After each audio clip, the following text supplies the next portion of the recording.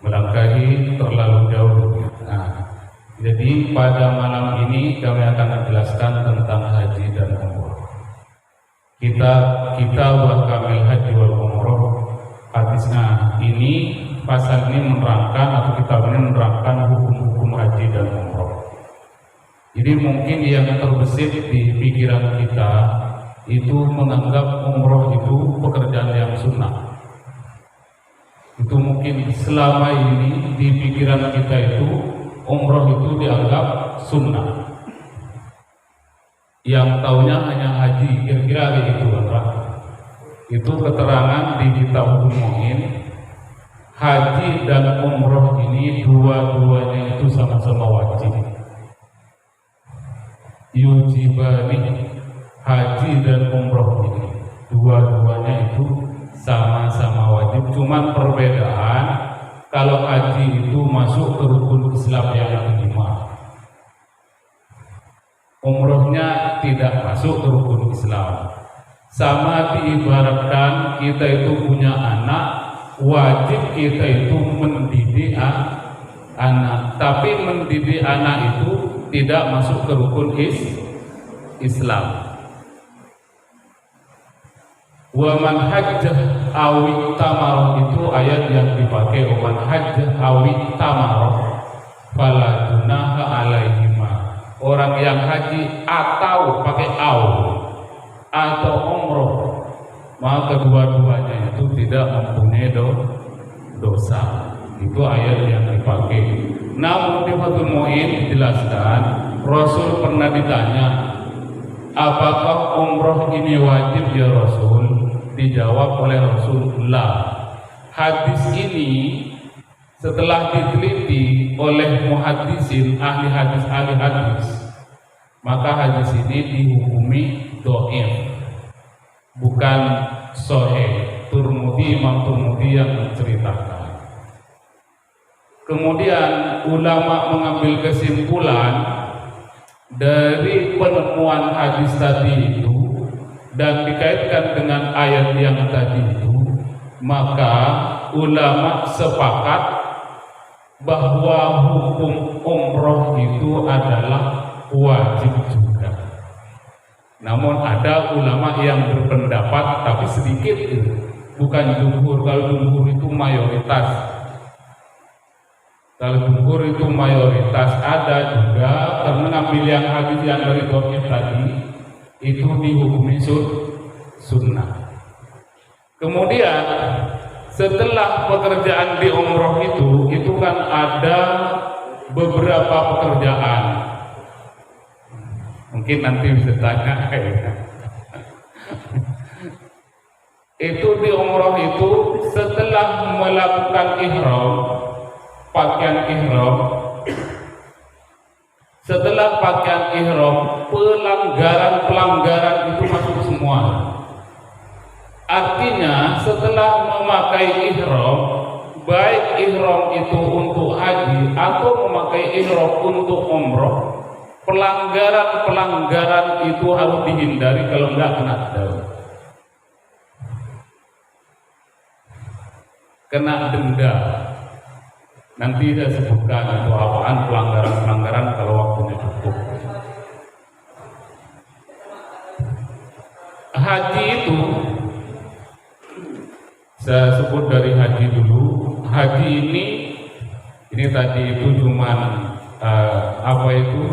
isi kesimpulan dari yang akan dijelaskan itu. Tapi jangan diartikan mentang-mentang Ustaz itu agen rebel, jangan nanti kayak gitu. Ini saya jelaskan. Kenapa saya jelaskan? Karena ini orang, kadang saya masuk ke orang, ayo umroh, yang wajib aja dulu, sunnahnya belakangan. Itu yang umroh kan sunnah. Wajibnya haji itu walillahi ala nasi hijjul baiti man istata'a, bagi man istata'a itu orang yang mampu, zahaban wa iyaban, pulang pergi, sangu ada, badan sehat, kendaraan juga ada, ini kena tuntutan wajib. Duit ada, badan sehat, kemudian kendaraan itu ada, rohilahnya ini ada. Lah sekarang ini rohilahnya ini yang tidak ada. Badan sekarang sehat, duit ada, rohilahnya ini tidak langsung.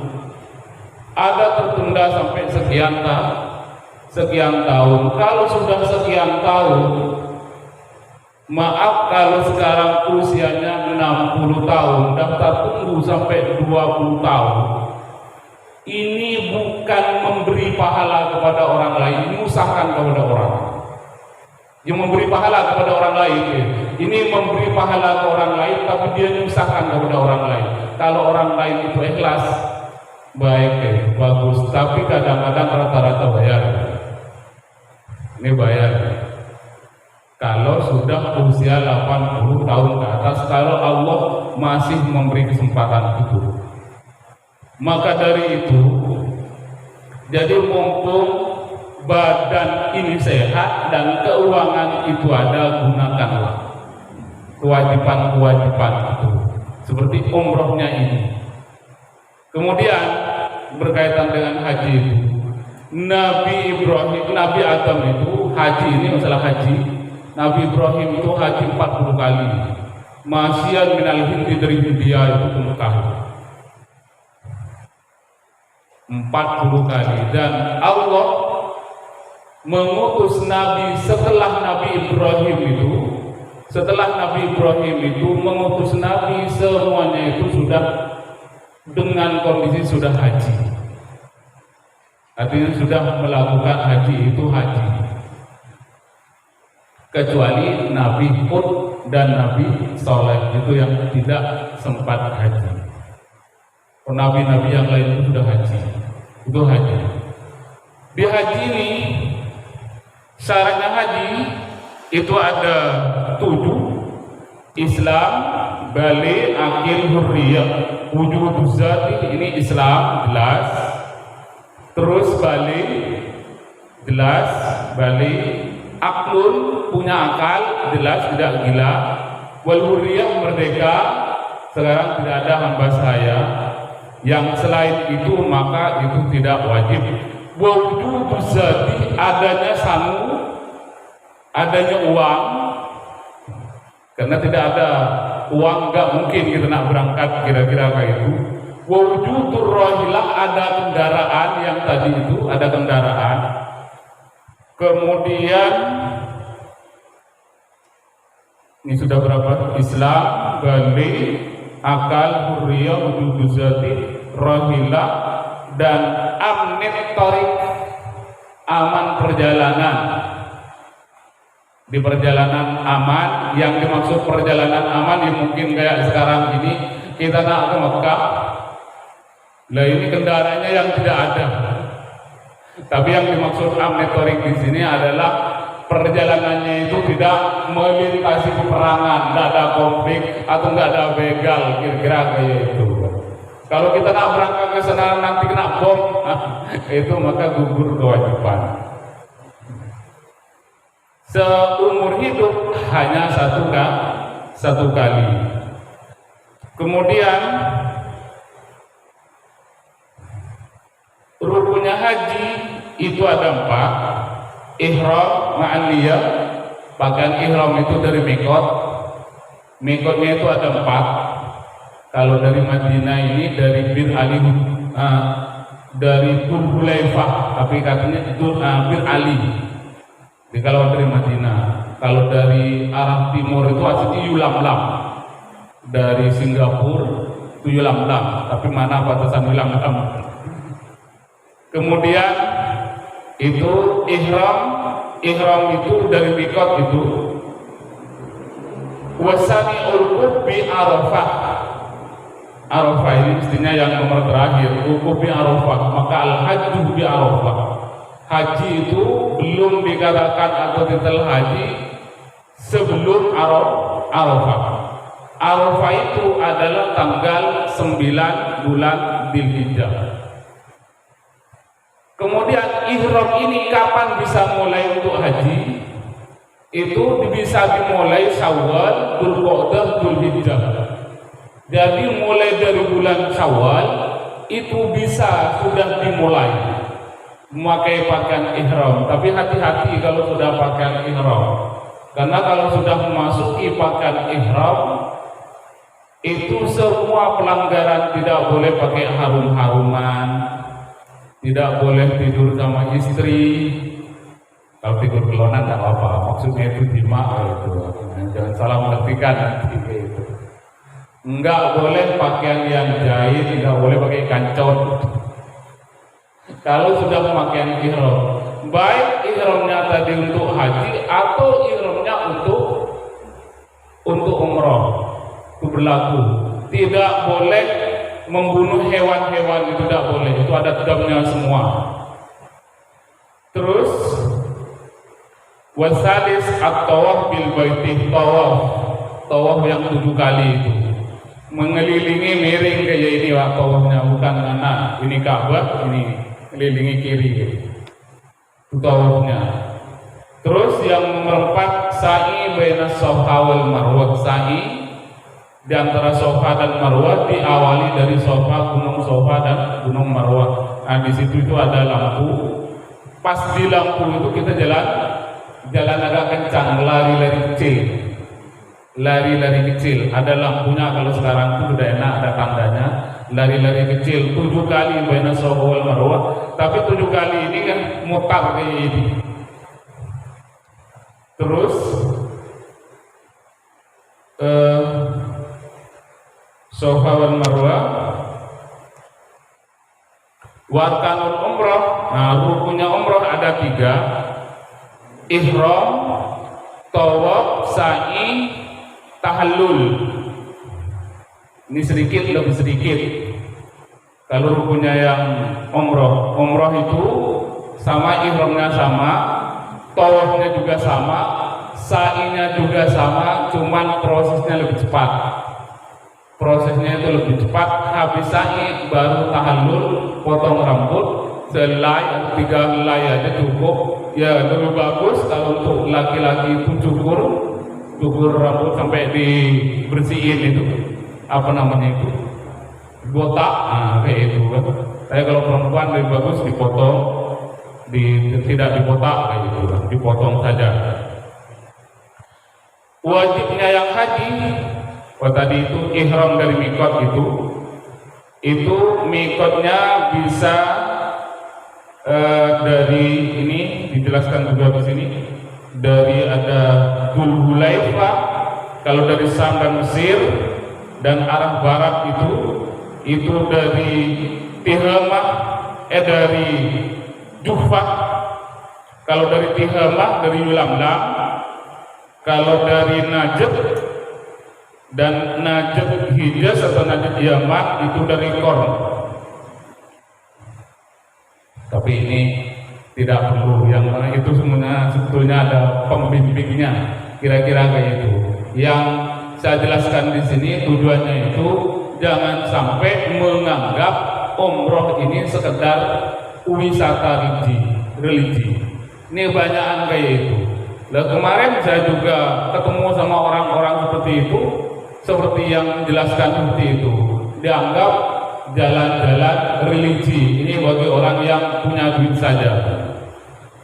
Kalau kita artikan di situ, atau kita artikan itu dihukumi sunnah, adakah pelanggaran di saat hukum sunnah ini tidak dilakukan, atau pelanggaran itu terlakukan, apakah kena denda? Kalau sunnah kan tidak kena. Itu logikanya kayak itu.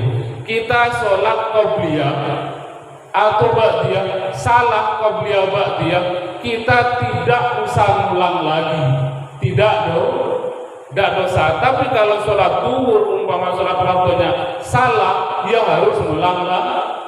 Kalau enggak ya kita dosa. Ini suatu contoh. Atau puasa itu kan, puasa kita itu wajib di bulan puasa ini. Ada pelanggaran di bulan puasa ini yang dilakukan sehingga membatalkan puasa. kan ini harus diganti. Tapi kalau puasa Senin Kamis, puasa Asyura, puasa apa itu 6 hari Syawal, ada pelanggaran di situ, mengerjakan pelanggaran umpama berhubungan sama suami istri, kita kan tidak kena denda, harus mengganti 2 bulan berturut-turut, tidak ada. Itu kalau pengertian sunnah. Jadi pekerjaan sunnah dilanggar, ya namanya adalah sunnah. Kira-kira kayak itu dilanggar, ya nggak jadi masalah. Oh nggak dikerjakan, nggak apa-apa. Nah kira-kira kayak itu. Tapi kalau yang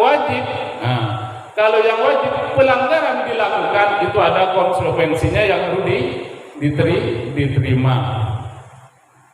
Maka dari itu saya jelaskan sekali lagi bahwa hukum umroh itu jumhurul ulama, mayoritas ulama itu dihukumi wajib.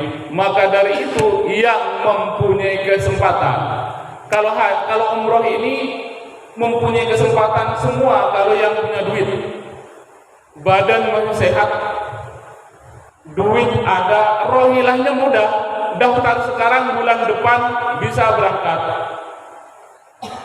itu bisa. Tapi kalau haji, ini bisa, haji ini bisa kita ngelak, oh ini saya tidak wajib. Kenapa? Karena usia saya sudah 70-an. Daftar normal kira-kira kayak itu kan, daftar normal sudah sekian, 30 atau kalau daerah saya itu hampir 40-50-an. Jadi kalau usia 50 tahun, kalau Allah masih kasih kesempatan untuk hidup, mungkin usia 9 tahun itu ngerepotin orang, kira-kira kayak itu. Mungkin itu saja dulu. Silahkan kalau ada yang mau tanya, karena ini hukum berkaitan kita sehari-hari. Ya.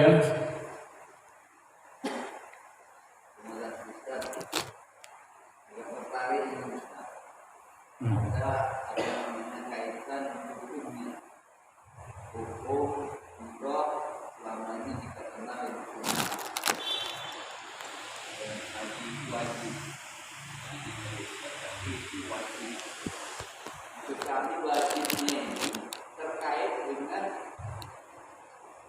kajian ulama tadi, juga dikaitkan dengan masa haji orang seseorang. Menurut saya, kalau saya misalnya umur 60 baru daftar haji, itu mungkin tidak ketemu dengan sistem haji. Tapi kalau ini tetap saya nggak suka, saya tidak mungkin itu untuk menunggu haji kan. Tapi kalau ini kewajiban berarti saya terlepas hukum wajibnya, karena saya laksanakan di waktu tidak menunggu masih hidup. Kalau hajinya mungkin sudah di sana, ya kan.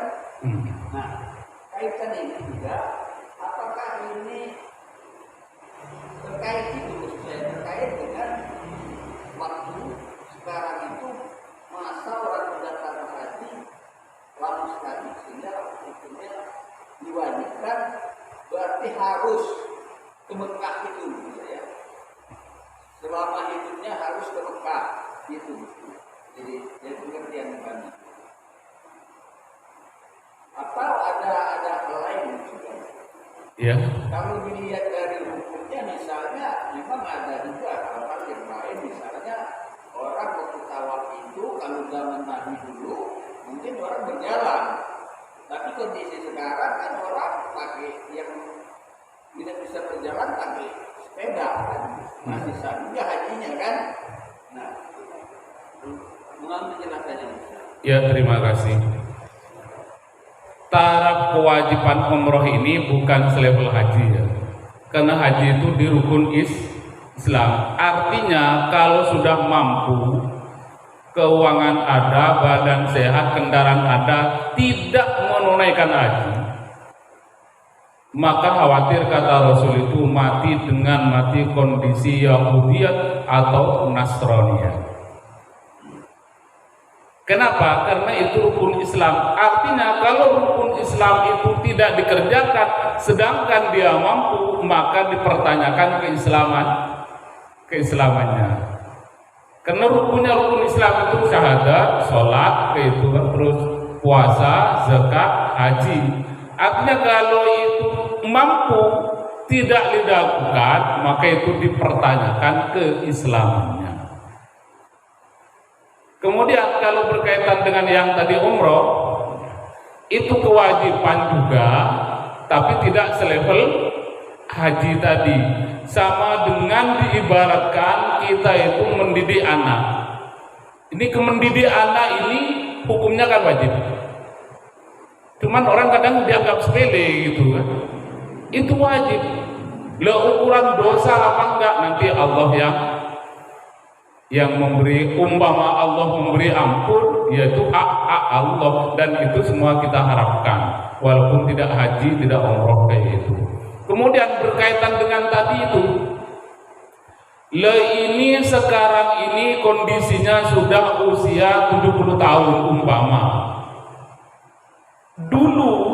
Dari dulu belum punya duit, sekarang punya duit, mau daftar sekarang itu nunggu sampai sekian tahun, maka kewajibannya itu gugur. Karena kewajiban tadi itu sehat badan, amit torik, setelah perjalanannya aman, rohilahnya ada, kendaraannya itu ada, kayak itu, paham itu. Jadi tapi kalau dari dulu itu sudah punya duit, di saat usia 40, 50 masih punya duit, artinya mampu untuk ibadah haji, tidak berangkat, itu kena dosa. Maka itu seakan-akan kita itu masih mempunyai hutang. Bisa dipahami itu. Tapi kalau kayanya lah sudah maaf ngomong tidak sehat, kesehatannya yang tidak bisa. Karena syaratnya itu juga harus ada duitnya, badannya juga sehat, kendaraannya juga ada, terus perjalanannya juga aman. Jadi kalau syarat yang 7 tadi tidak lengkap, maka itu gugur kewajiban kita. Tapi ini jangan sampai kedengaran tim muasasah haji. Ini pernah saya sampaikan di konferensi NU di Seluma. Saya dicemis oleh bagian yang mengenai haji dari pusat itu. Pak Yai, kalau Pak Yai menyebarkan kayak itu, travelnya bisa ditutup kan? Kacau banget. Karena ada PP-nya sekian katanya itu. Saya cuma jelasin, kalau usia di 70 tahun dengan angka daftar tunggu sampai 20 tahun, itu bukan nak ibadah, nyusahkan kepada orang, kecuali memang dari dulu kaya, dia belum sempat, itu harus kayak itu harus untuk mengganti kira-kira kayak itu. Kalau sudah 90 tahun belum sudah makan, dibilang belum makan, nanti kayak itu mana barat dibilang timur. Nah, itu nah ibadah kira-kira kayak itu, nyusahkan kepada yang hidup kayak itu. Syukur-syukur anaknya ikut, tapi rata-rata kan jarang anaknya yang ikut, ngerepotin kepada orang lain. Itu yang maksud saya. Tapi kalau dari awal umpama di usia 30 tahun, 40 tahun, 50 tahun, waktu itu masih tidak ada daftar tunggu, itu kewajiban waktu itu. Kemudian itu terus berkelanjutan, duitnya masih ada, itu kewajiban itu terus terhutang, kira-kira gitu. Ya kalau dikodok sampai tua itu ya harus itu kena sanksi kewajiban di saat dia sehat itu tadi. Bisa dipahami?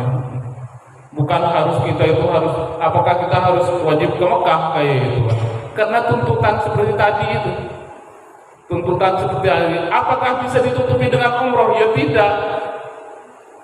tidak bisa ditutupi dengan umroh kayak itu. Paling tidak, ini tidak mampu pakai badal, biasanya pakai badal. Bisa dipahami? Ada lagi? Ya. Kita cari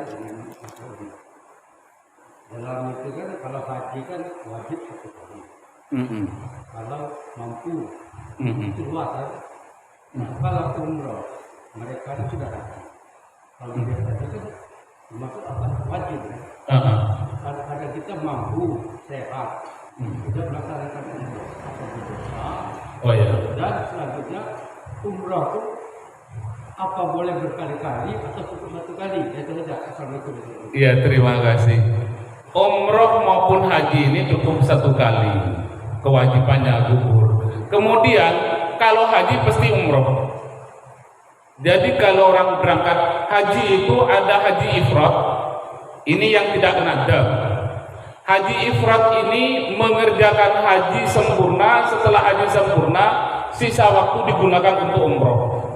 Itu haji ifrat. Ada haji tamattu. Haji tamattu ini karena datang duluan, umroh duluan. Setelah umroh baru melakukan ibadah haji, keluar lagi dari mikot, ngambil ihram, nah itu namanya tamattu. Ada waktunya sudah mepet, itu namanya haji kiron. Haji kiron itu sekaligus umroh, sekaligus haji, pakaian ihram satu itulah. Niatnya haji dan umroh. Dan tamattu sama kiron ini sama-sama kena dam. Ada dendanya. Biasanya kalau yang haji itu biasa potong kambing kayak itu. Yang pernah dulu bapak kayak itu kan. Itu kan kalau itu tamattu atau kiron itu kena dam. Tetapi kalau yang datang belakangan langsung menunaikan ibadah haji, maka itu dikatakan haji ifrat, itu tidak kena dam. Maka itu yang paling bagus dan itu yang dianjurkan oleh Rasulullah SAW. Umroh atau haji cukup satu kali aja, cukup satu kali. Bahkan ada orang kaya, alim, ulama kaya itu tiap tahun melakukan ibadah haji. Ada ceritanya itu, melakukan ibadah haji tiap tahun. Kemudian pas mau berangkat haji malam besoknya, beliau itu mencium makanan paling lezat yang belum dia rasakan sebelumnya. Itu kiai yang kaya itu, karena tiap tahun dia itu melakukan ibadah haji. Kemudian nyarilah ke santrinya, coba tolong sumber bau ini dari mana. Dicari, ketemulah orang tua, ibu-ibu punya anak sudah janda tua. Apa kata orang tua ini? Itu sama santrinya kiai itu, berapa aja mau dibeli, berapa aja itu makanan ini mau dibeli. Kata ibu itu, jangan, ini haram untuk kamu, untuk kiai kamu, tapi halal untuk saya. Dipaksa, akhirnya itu dibuka, ini bangkai. Saya sudah berhari-hari dengan anak-anak saya tidak makan. Kemudian sang santri itu melapor ke kiai tadi itu, yang biaya untuk ibadah haji itu kasihkan semua. Kasihkan semua, dia batal untuk berangkat haji. Setelah di Mekah, orang-orang yang sudah berangkat haji itu ini ketemu sama sang kiai.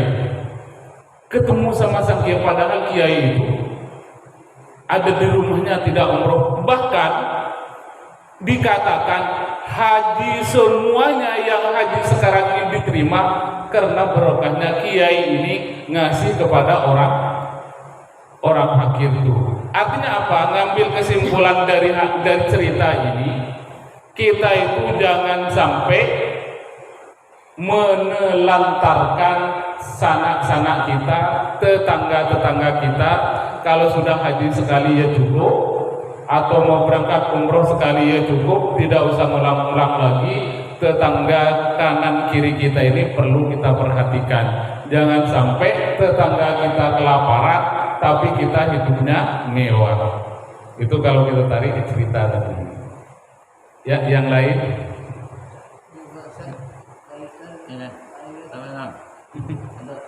Ya. Langsung duluan. Ya.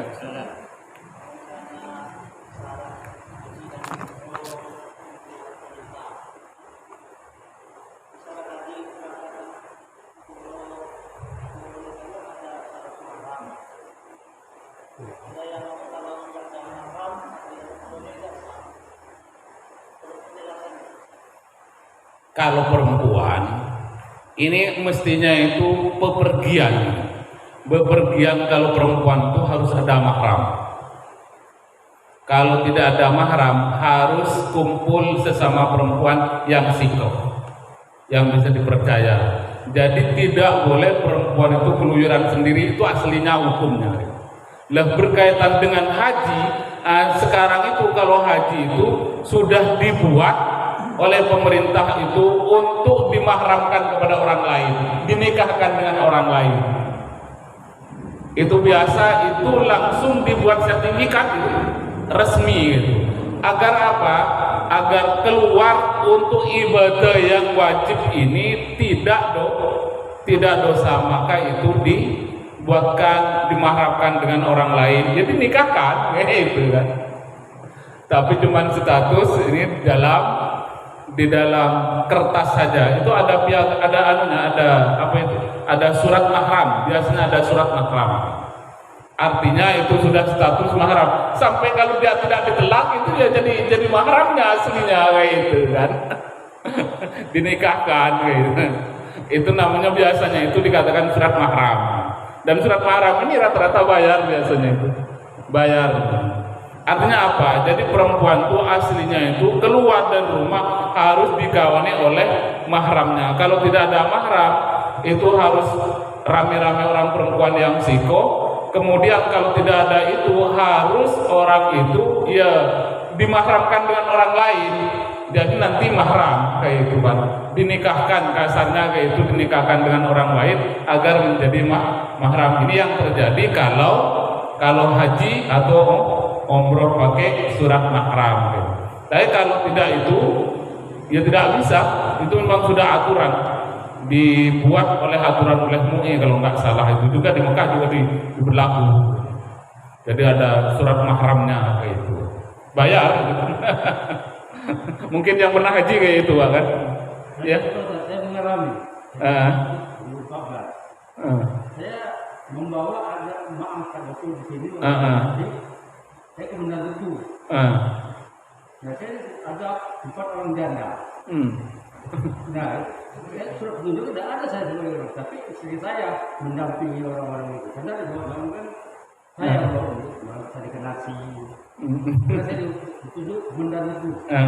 Tapi yang 4 itu tidak pakai surat mahram belum? Tidak ada. Oh, tahun berapa itu? Iya.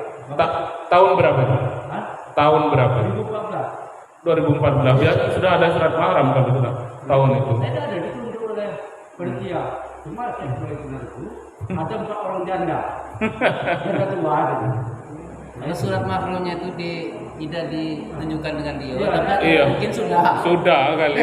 Mungkin sudah. sehingga lolos kan. Iya.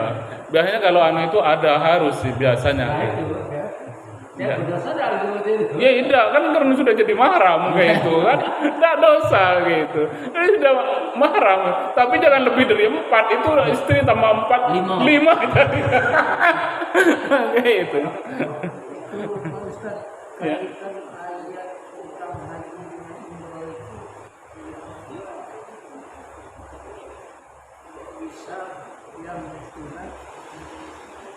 Bisa jadi wajib.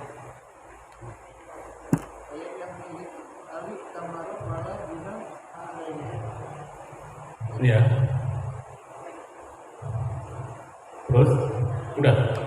Jadi awit tamaruf itu bukan ayat sunnah ditarik kepada wajib. Artinya itu orang yang haji dan umroh fala junaha alaihima, tidak ada dosa kedua-duanya. Artinya itu lebur. Maka ulama ngambil dari hadis yang tadi ini, kan biasanya itu al hajjul mabrur laisa lahu jaza illal jannah atau kayaumi waladatu ummuh. Ini hadis yang masyhur kayak itu kan. Jadi seperti orang yang keluar dari rahim ibu, artinya tidak punya dosa sama sekali. Juga umroh begitu juga. Man hajja awi tamar, haji dan umroh atau umroh tidak ada dosa dua-duanya. Ngambil dari ini ulama, umroh ini juga dihukumi dihukumi wajib, bukan umroh ini dihukumi sunnah, tapi sunnah kewajiban umroh ini yang seperti tadi saya jelaskan itu, bukan di rukun Islam yang kelima. Beda dengan sholat umpama, ya kita didik anak, ngajar ngaji, kira-kira saya punya ilmu, ini saya kalau nggak diajarkan ilmu saya ini kena dosa. Lah ini kan ngajar kewajiban, berarti kewajiban saya untuk ngajar. Lah ini bukan termasuk yang rukun Islam yang kelima. Kena dosa, ya urusan dosa atau nanti Allah ampuni, ya Allah yang Maha mengetahui. Jadi kesimpulan haji tanpa umroh batal. Kira-kira gitu kan? Bukan haji tanpa umroh batal, bukan. Ya, kan jelas itu kan. Setiap orang haji pakai umroh. Nah, ini yang Lah ini gini, bukan setiap orang haji itu pasti melakukan umroh, pasti melakukan umroh. Terus jadi orang yang umroh bukan membatalkan kewajiban haji, bukan. Jangan saya sudah umroh kewajiban haji lepas. Kalau itu kan kewajiban haji tadi, kalau kayaknya masih dari muda, maka itu dituntut untuk haji. Tapi kalau kekayaannya sekarang ini sudah usia 70 tahun, karena daftar hajinya tidak bisa langsung, kalau bisa langsung wajib.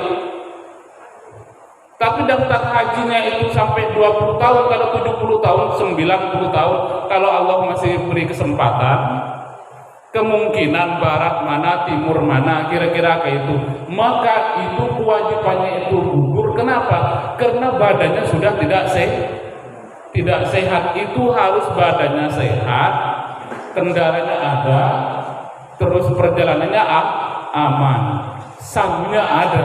Tapi sangunya ini tiba-tiba cuma di usia 70 tahun, kira-kira kayak itu. Tapi kalau memang masih muda, kewajibannya itu belum lepas sampai dia itu menunaikan ibadah haji. Bisa dipahami? Kalau memang kurang puas, nanti bisa ditanya setelahnya. Ya, selesai sholat kita ngobrol-ngobrol, tak apa-apa. Kurang lebihnya saya mohon maaf. Mari kita berdoa. Bismillahirrahmanirrahim. Allahumma la taqaddana illa wa fatah wa la tamman illa wa faratuha illa wa taqaddana Rabbana rabbana min azwajihi wa dhurriyyatina qurrata a'yunin waj'alna lil muttaqin. Rabbana atina fid dunya hasanah wa fil akhirati hasanah wa qina adzabannar. Wa sallallahu alaihi wa sallam. Alhamdulillahi rabbil alamin.